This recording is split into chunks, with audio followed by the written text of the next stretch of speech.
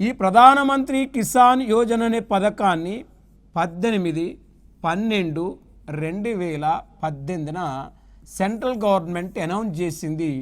మరి వాస్తవానికి ఫిబ్రవరి 24, 2019న నరేంద్ర మోడీ ఈ పథకాన్ని ఉత్తరప్రదేశ్ రాష్ట్రంలో మరి వాస్తవానికి ప్రారంభించడం జరిగింది.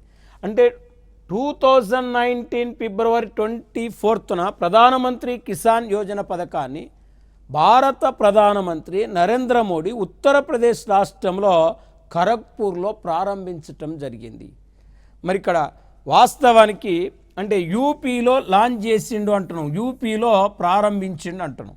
ఈ ఉత్తరప్రదేశ్ రాష్ట్రంలో మరి ప్రారంభించిండు.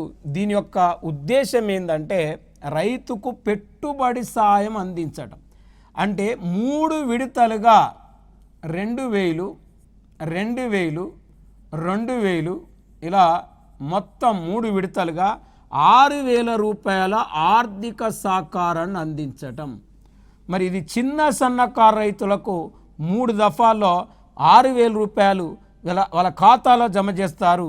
మరి ఈ పథకాన్ని ఉత్తరప్రదేశ్లో 2019 ఫిబ్రవరి 24వ తారీఖు నాడు ఇక్కడ అంటే గోరఖ్పూర్ ప్రాంతంలో స్థాపించటం జరిగింది.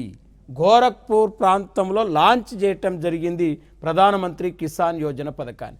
మరి ఇది రైతులకు పెట్టుబడి సాయం అందించే పథకంగా మనం చెప్పుకోవచ్చు.